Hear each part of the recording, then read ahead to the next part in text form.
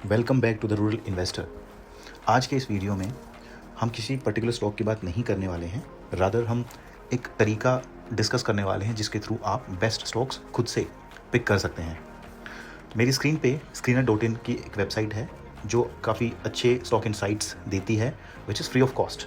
तो आप भी इस पर अपने आप को रजिस्टर कर सकते हैं और स्टॉक्स के एनालिसिस कर सकते हैं। तो आइए हम चलते हैं आगे कि कैसे आप बेस्ट स्टॉक अपने हिसाब से पिक कर सकते हैं।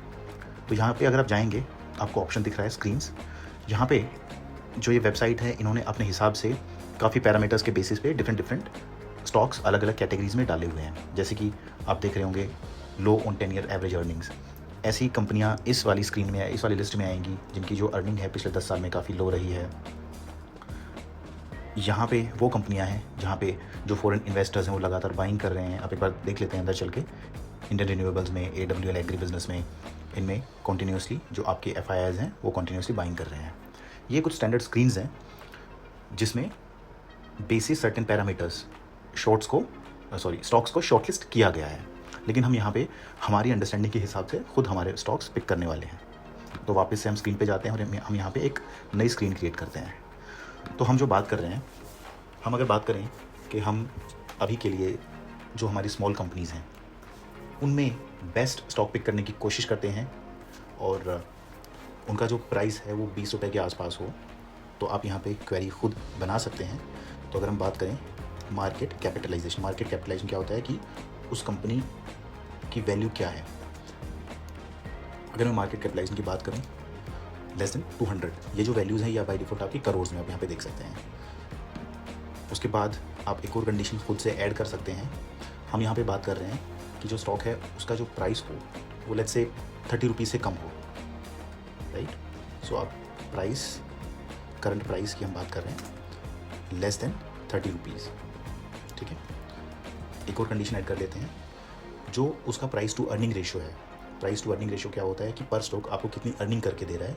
सो जो आपका प्राइस टू अर्निंग रेशियो है वो आपका उस सेक्टर के प्राइस टू अर्निंग रेशियो से कम हो। इसका मतलब कि उस स्टॉक में फर्दर पोटेंशियल है एटलीस्ट उस PE तक पहुंचने का। तो हम यहाँ पे लिखते हैं price to earning less than जो उस सेगमेंट की जितनी भी इंडस्ट्रीज़ हैं, इंडस्ट्री PE से कम हो, ओके।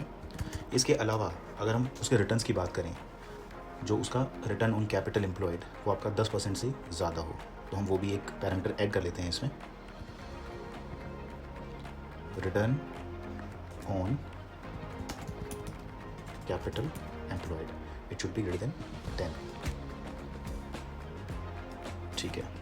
सो अगर हम इसको एग्जीक्यूट करते हैं तो हमारे पास मोस्टली ये स्मॉल कंपनियां ही आई हैं, लेकिन काउंट काफ़ी बड़ा है। अगर आप देखोगे इसको हम फर्दर ड्रिल डाउन करते हैं, 153 टोटल कंपनीज आई हैं। अब हम यहाँ पे बात करते हैं फॉर एग्जांपल जो हमारे प्रमोटर्स हैं। प्रमोटर्स कौन होते हैं? जो कंपनी के जो ओनर्स होते हैं, उनकी जो होल्डिंग है, उनका जो शेयर है वो ग्रेटर देन प्रमोटर्स होल्डिंग आपकी ग्रेटर देन 50% हो। और इसमें हम चाहेंगे कि कुछ FIIs भी हों, एंड FIIs होल्डिंग आपकी ग्रेटर देन 5% हो। हम इस क्वेरी को भी एग्जीक्यूट करते हैं और देखते हैं कि हमारे पास कितनी कंपनीज आती हैं नीचे, ओके। तो अगर आप देख रहे हैं तो हमारी जो क्वेरी है इसके बेसिस पे एक कंपनी आई है, नीलम लाइनेंस। हम इस कंपनी को एक बार थोड़ा सा एनालाइज करते हैं फर्दर, बाकी पैरामीटर्स इसके देखते हैं कि हमने जिस भी क्वेरी के बेसिस पे इस कंपनी को फिल्टर आउट किया है, क्या ये वर्थ इन्वेस्टिंग है या नहीं है। सो अगर आप इसके 5 साल का चार्ट देखते हैं, 5 साल में थोड़ा सा डाउन ट्रेंड ही रहा है। आप इसका PE रेशियो देखें, PE रेशियो भी नीचे आया है, और जो इसका इंडस्ट्री PE है वो 23 का है, लेकिन जो कंपनी का जो PE 19 का है। तो इट मीन्स इसमें थोड़ा सा ग्रोथ के चांसेस दिख रहे हैं। ये मेनली गवर्नमेंट के बिजनेस में ये लोग काम करते हैं, प्लस होम फर्निशिंग में भी डील करते हैं। कंपनी के पास बिल्कुल नेग्लिजिबल डेट है, कंपनी प्रॉफिटेबल है लेकिन डिविडेंड पे नहीं कर रही है, तो कोई प्रॉब्लम नहीं है, वो कोई एक नेगेटिव पॉइंट नहीं हो सकता है। इंटरेस्ट कवरेज रेशियो लो है। जो कंपनी ने जो रिटर्न ऑन इक्विटी दिया है 10.5% दिया है, लेकिन आप देखिए कि ये एक स्मॉल कंपनी है, उसके हिसाब से अगर आप इसकी सेल्स भी देखते हैं एनुअल बेसिस पे, सितंबर 23 में 35 करोड़ हुआ करती थी, then it could increase to 68 crore in March 24, then 37 crore and then 73 crore March में। एक्सपेंसेस भी बैलेंस आउट करके चली है company.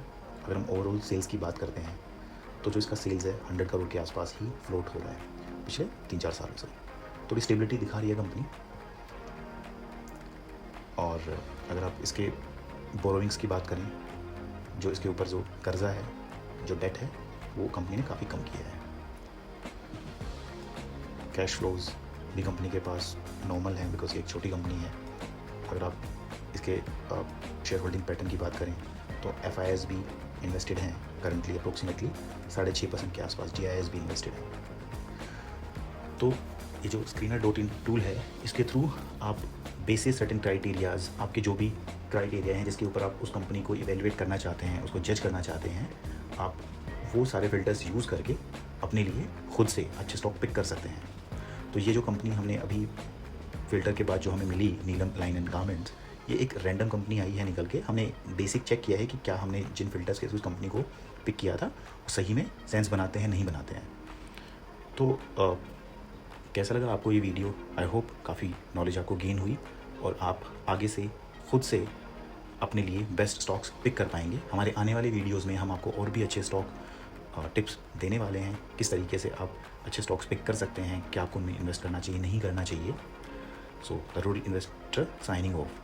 Thank you so much. Please like, share and subscribe.